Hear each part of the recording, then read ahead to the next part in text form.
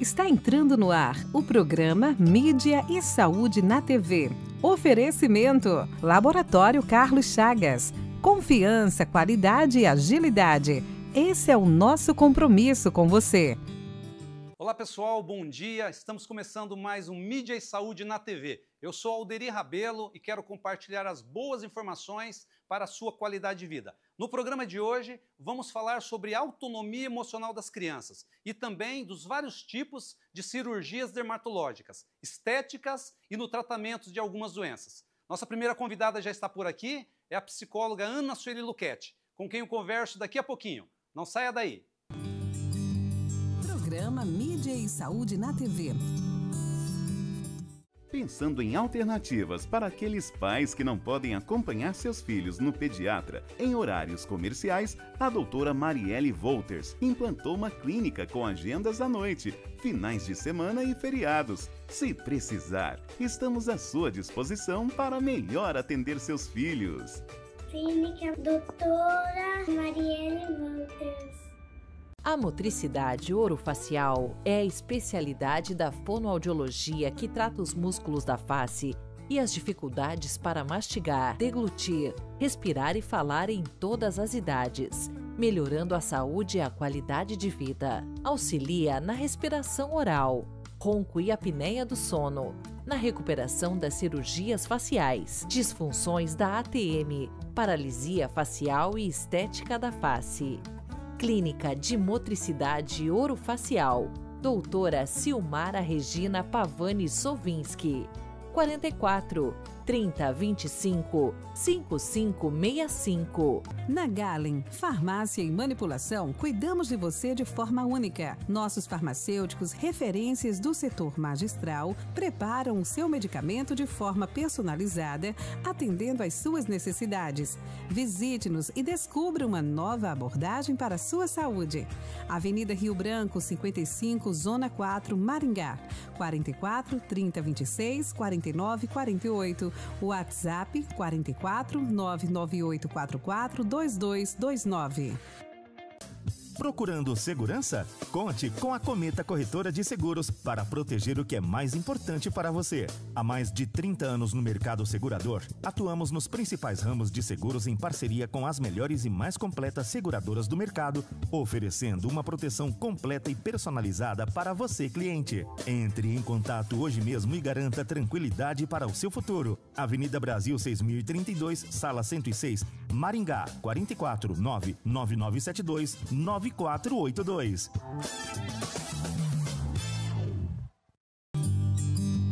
Programa Mídia e Saúde na TV. Pessoal, já de volta aqui com Mídia e Saúde na TV e com nossa primeira entrevistada de hoje, a psicóloga Ana Sueli Luchetti. Vamos debater um pouquinho mais sobre a educação com os filhos. Ana Sueli, bom dia, seja bem-vinda mais uma vez ao Mídia e Saúde na TV. É um prazer recebê-la aqui. Bom dia, Alderi. Eu que agradeço a oportunidade, para que a gente possa falar desses aspectos tão importantes na educação dos filhos. E nesse cenário, né, Sueli, é importante para os pais, né, o conhecimento, né, e para os filhos também, né? E nesse sentido, o que significa? Nosso tema de hoje é autonomia e autorregulação emocional. Eu queria que você definisse essas expressões, o que significa na prática. Alderi, autonomia e autorregulação emocional, eu falo que elas andam de mãos dadas, né? É como se uma ficasse interligada à outra, né? A autonomia é quando a criança, ela caminha para uma independência, né? Para que ela consiga resolver as suas coisas, ou seja, ela consegue solucionar os seus problemas, coisinhas pequenas no início, né, quando é muito pequenininha, e isso vai fazendo com que ela se torne um adulto mais resiliente e que consiga resolver as suas questões, que assuma as consequências das suas escolhas. E a autorregulação emocional vai fazer com que a criança aprenda a identificar, reconhecer e gerenciar melhor as próprias emoções. Então, veja, autonomia e autorregulação, elas estão de mãos dadas mesmo, lado a lado.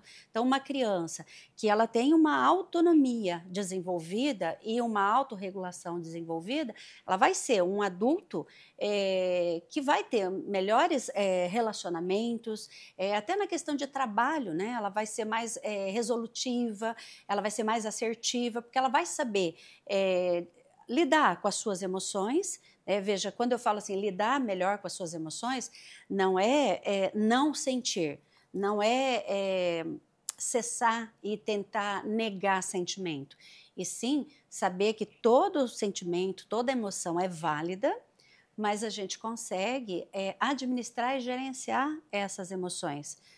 E com isso no decorrer do desenvolvimento que os pais vão contribuindo para que aconteça a autonomia e a autorregulação emocional da criança. Uhum. E esse processo ele deve começar o mais cedo possível? Você consegue imaginar assim, você acompanha os pais e também os filhos, né? Sim. Quando que deve começar isso aí, Ana Sueli? Desde muito cedo, Alderi. Veja, quando a criança, o bebê, né, ela chora. O bebê chora. Quando a mãe abraça, quando a mãe fala, tá tudo bem, eu tô aqui. Então, ela está validando o sentimento, ela já está começando o processo da autorregulação emocional. Ela está sendo um corregulador. E depois, quando a criança está maiorzinha, também vai fazendo todo esse processo, ensinando a criança a identificar o que ela está sentindo, validando o que ela está sentindo, mostrando para ela, né, que qualquer emoção é válida. Porque a gente tem a mania, né, o costume de, assim, engole o choro, não precisa ficar assim, quando quebra um brinquedo, depois eu compro outro, né? Então, tem que validar o sentimento da criança. Isso vai fazendo com que a criança aprenda a autorregulação das suas emoções. Isso aí não significa protecionismo, né? Não é o excesso de proteção aos filhos, né? Não. Porque assim, não sei se de uma forma geral que eu poderia dizer, mas tem muitos pais que querem, na ânsia de proteger os filhos, acaba de certa forma causando uma dificuldade para ele conquistar essas questões aí, né?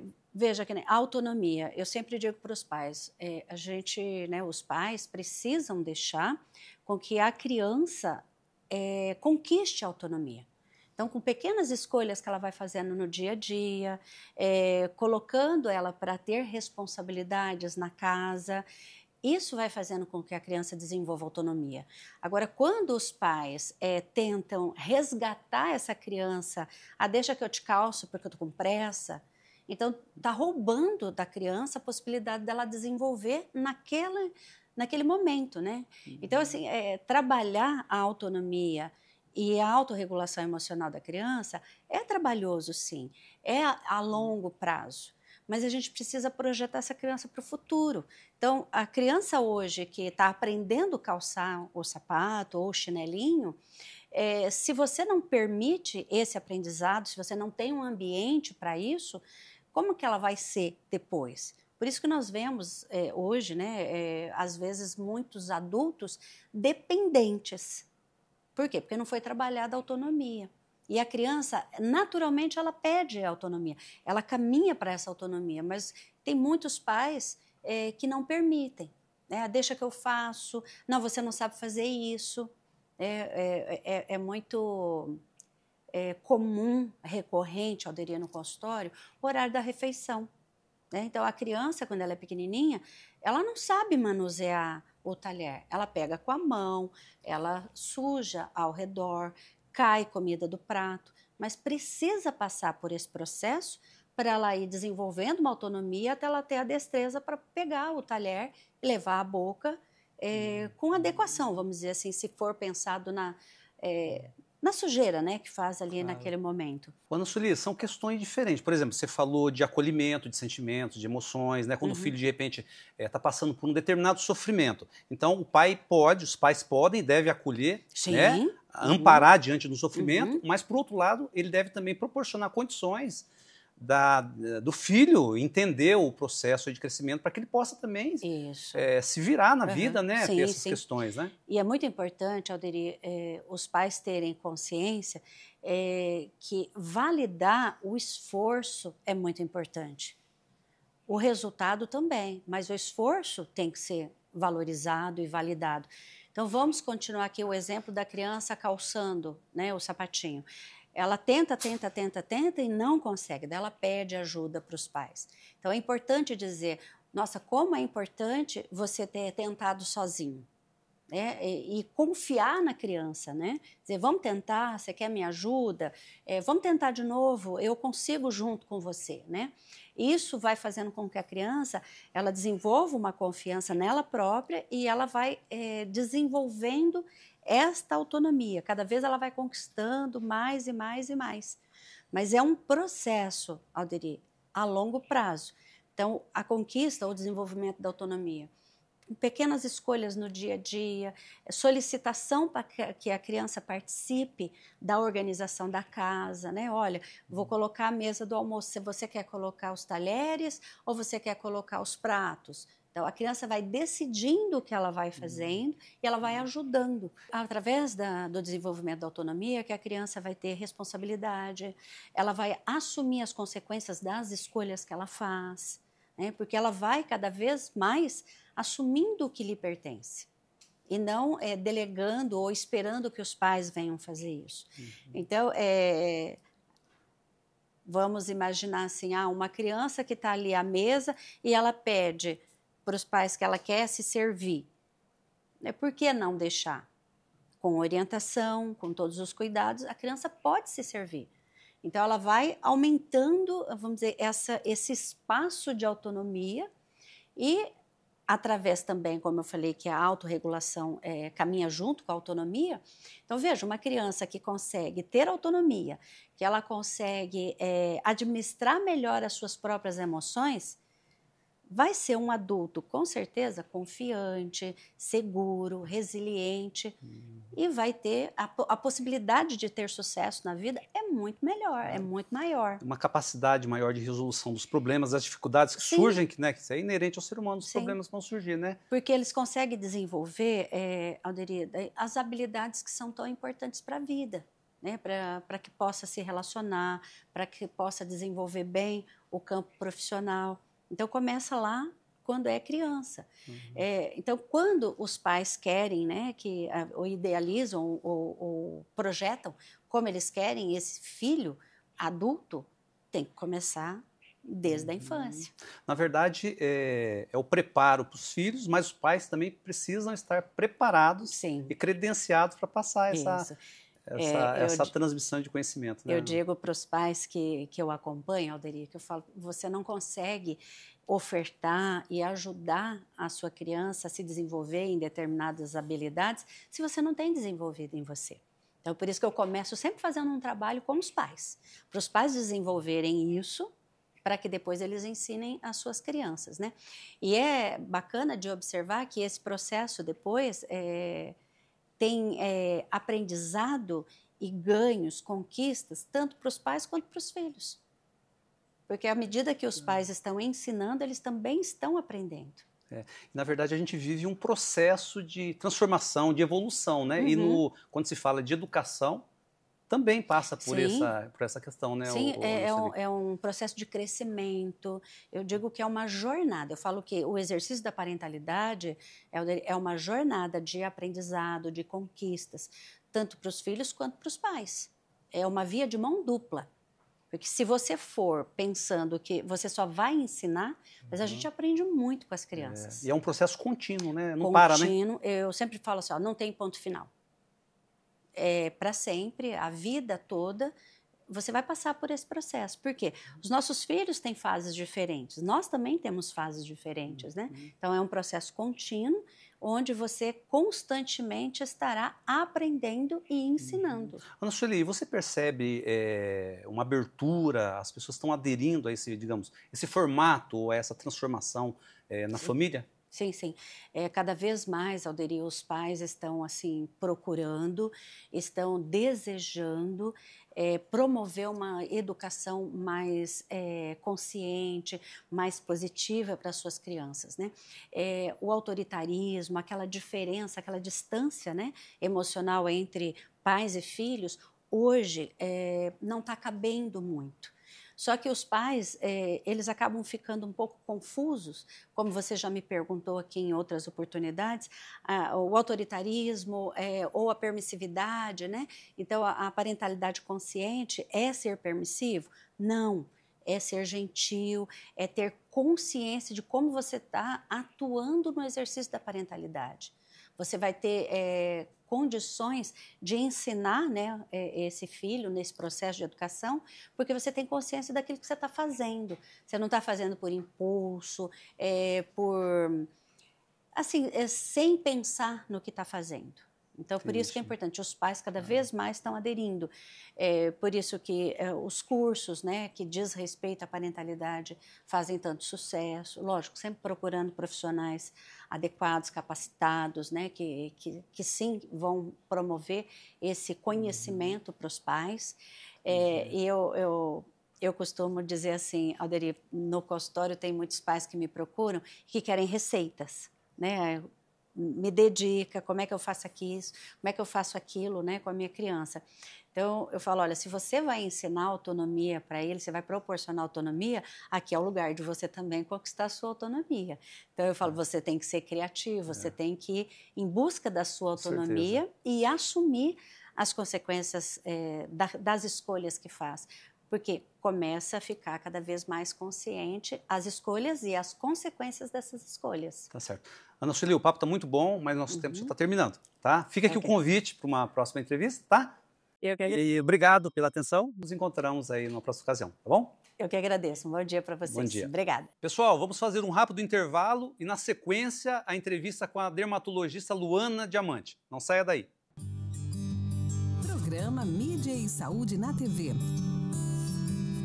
Eco Maringá, clínica de imagem especializada em ultrassonografia vascular, ecocardiograma adulto, ecocardiograma infantil e ecocardiograma fetal. Eco Maringá, há 30 anos cuidando de você. Tradição e confiança na realização de ecodoppler color cardiovascular infantil e ecocardiograma fetal.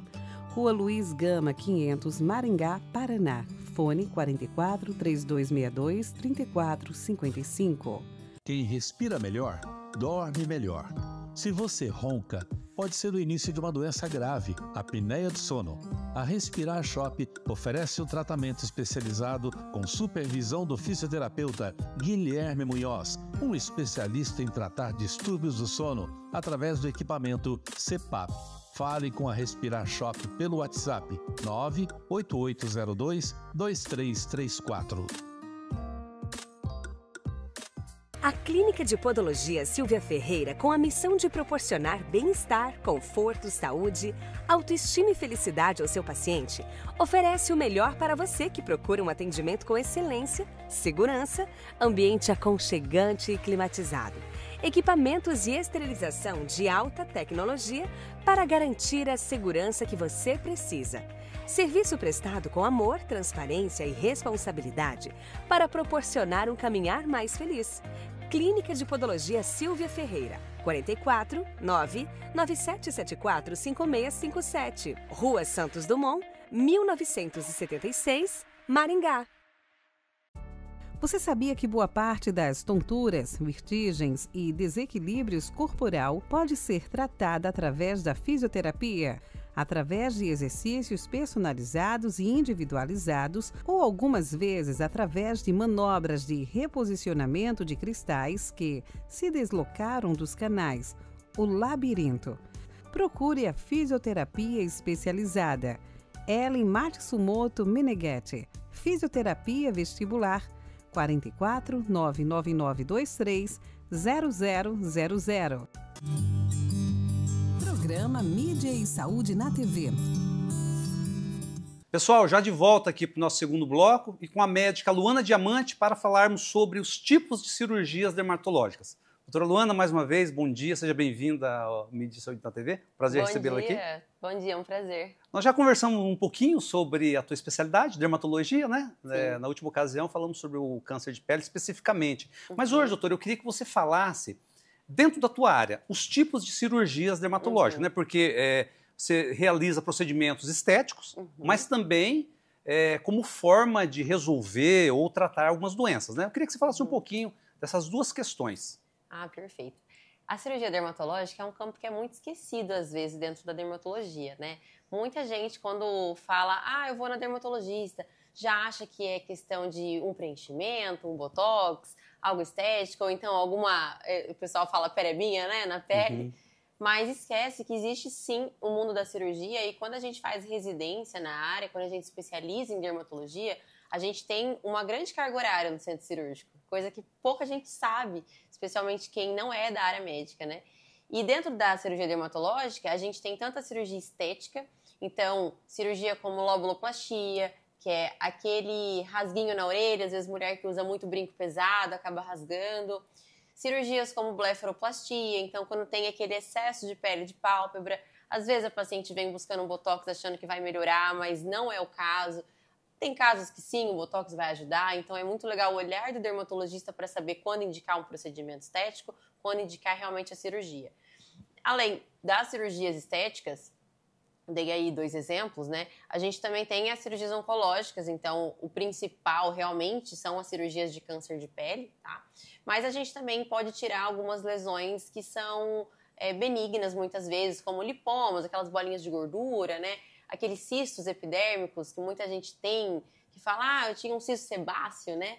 Que é muito conhecido. Bolinhas de gordura ao redor das pálpebras, que são os xantelasmas. Nevos, que são as pintas, tanto por fins estéticos como por suspeita de malignidade e vários outros aí. Eu entendi. Vamos especificar a questão estética, né? Porque tem casos que você trabalha que você consegue fazer procedimentos sem necessariamente recorrer a cirurgias, né? Perfeito. Botox, preenchimento, tem uma, Perfeito, né? Tem. Agora, tirando a questão da pálpebras, né? Que é a blefaroplastia, né? Que você faz. Qual outra cirurgia estética que você faz? Outra que eu faço bastante é a cirurgia de Castanhares, que a gente chama, que é o lifting de supercílio. Então é quando a gente faz uma pequena incisão nessa região acima da sobrancelha, bem rente, para a cicatriz ficar bem escondidinha nos pelos da sobrancelha. E eu tiro um filetinho de pele e levanto. Em alguns casos eu também levanto a gordurinha que está lá no fundo, levanto aqui também, dou um pontinho mais próximo ao osso, mais alto. Então, tem várias técnicas diferentes, mas eu faço bastante essa cirurgia que a gente eleva. Faço muito associado com a blefaro. Então, às vezes a pessoa acha que ela tem um excesso de pele de pálpebra, mas na verdade ela não tem só isso, ou não tem isso. Ela pode ter, na verdade, a sobrancelha caída, porque assim como tudo cai, a sobrancelha também cai. Agora, a ruga especificamente, existem casos que é necessário uma cirurgia para resolver o problema? Sim, existem casos, tá? Não só a cirurgia, mas procedimentos como peelings são muito bem indicados, mas especificamente da cirurgia, a gente consegue melhorar bastante as rugas perioculares com a blefaroplastia inferior, então não só em cima, mas embaixo, essa pele da pálpebra. Até mesmo algumas ruguinhas na orelha com a lobuloplastia. Pacientes que têm muitas ruguinhas perilabiais e têm uma distância entre o nariz e a boca muito comprida, a gente também consegue fazer uma cirurgia que chama lip lift. É uma cirurgia que a gente tira um filetinho de pele bem rente ao nariz para elevar e everter o lábio superior. Acontece muito em mulheres mais velhas. E também, que é o mais, assim, talvez mais conhecido, que é a cirurgia de lifting de face, né? Que é aquela cirurgia que faz um descolamento aqui do rosto, uma cirurgia um pouquinho mais complicado pós-operatório do que essas outras que eu falei, né? Que você consegue fazer toda a elevação e esticar bem o rosto. Em casos em que o paciente quer, às vezes, um resultado mais rápido, ou às vezes ele tem muita ruga e tem uma pele mais firme que aguentaria a cirurgia. Então, muitas coisas têm que ser avaliadas para ver se o paciente tem indicação. Mas sim, é uma cirurgia que vai muito bem para casos de rugas mais importantes. Existe uma desordem bastante comum, que tem um nome específico, né? Aquela pessoa, vamos falar da forma popular, tem um queixo muito longo ou um queixo muito pequeno. Sim. Né? Retroagnatismo. Isso, retroagnatismo. Você também atua nessa área? Também, tá? Eu faço procedimento estético para essa área, que é o preenchimento, na maioria das vezes. Também a gente pode utilizar algumas outras técnicas, mas na maioria das vezes o preenchimento é o meu favorito para a gente conseguir melhorar essa distância, digamos assim, esse alinhamento nariz-lábio-mento, né, que é o queixo. Tem também alguns casos que, se é um retroagnatismo muito importante, daí o melhor é fazer uma cirurgia ortognática, que é a cirurgia que o bucomaxilo, então é o dentista que fez uma residência em cirurgias bucomaxilofaciais, ele consegue colocar todo para frente, né, ou para trás, se for o caso do prognatismo ali, consegue melhorar essa localização da mandíbula. Tá? E tem também alguns plásticos, algumas pessoas que trabalham com a plástica da face. No geral, a gente não vê muitos dermatologistas agindo assim, porque a gente tem muita mão com os preenchedores, mas que eles também podem colocar prótese de mento. Eu gosto mais do preenchimento, que eu consigo moldar melhor e colocando aos poucos para essa paciente não estranhar muito e, ao mesmo tempo, ir moldando a parte lateral também, né? A prótese do mento fica só realmente aqui na frente, não consegue trabalhar muito essa lateral. Uhum. Luana, nós estamos falando da face, né? Mas o dermatologista está credenciado a atuar em diversas outras partes do corpo, inclusive no aspecto cirúrgico, né? Com certeza. Um outro local, por exemplo, que eu atuo, que é uma cirurgia não estética, é a cirurgia de hidradenite supurativa. Então, é uma doença que, apesar de ser muito comum, ela é pouco falada. E ela traz muito prejuízo na vida dos pacientes. Esses pacientes, eles têm, digamos que uma foliculite crônica, tá? Só que é uma doença crônica, não é uma foliculite comum que vai tratar com antibiótico. É como se fosse ali uma psoríase, uma doença intestinal inflamatória que tem um aspecto crônico. Então, eles têm que ser tratados com medicamentos mais sérios, como, por exemplo, o imunobiológico, que é excelente para tratar a hidradenite supurativa, e, em muitos casos, a cirurgia é essencial. Um local que é muito acometido na hidradenite e que eu opero bastante é a região das axilas. Então, faz como se fosse uma fibrose, faz como se fosse ali um túnel, uma área de pele mais endurecida, em que a gente faz a retirada na região da axila, mas também pode pegar a virilha, região inframamária, então todos esses locais. Cistos epidérmicos, lipomas, que são bolinhas de gordura, também é muito mais comum na região do corpo do que da face, que a gente também atua retirando. E cirurgias de unha também, né? Que eu esqueci de falar. Também, dermatologista. O que especificamente? Existe câncer na unha. Câncer na unha? Sim, até recentemente eu biopsiei a unha de uma menininha de 5 anos pra gente investigar. Ainda não recebi o resultado, né? Vamos torcer para que não seja, mas existe sim, tá? Existem também questões de unha encravada, né, que a gente pode estar fazendo a cirurgia para parar de crescer a unha naquele cantinho que encrava.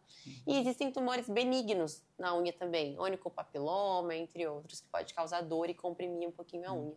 Você fez um comentário sobre algo assim, excesso de gordura, uma situação diferente, né, mas que não caracteriza algo maligno, né? Isso pode acometer qualquer parte do corpo? Pode, qualquer parte do corpo, tá? Inclusive, assim, as mais curiosas regiões, né? Então, eu já vi, por exemplo, cistos na região de couro cabeludo, né? Que a gente também realiza operando, tá? Muito comum, cisto epidérmico, cisto triquilemal. São todas formas benignas ali de tumorações que a gente pode estar retirando, tanto couro cabeludo, como região de tronco, até região íntima, região de pés. Já tirei pintinha suspeita de câncer de pele na região da sola dos pés.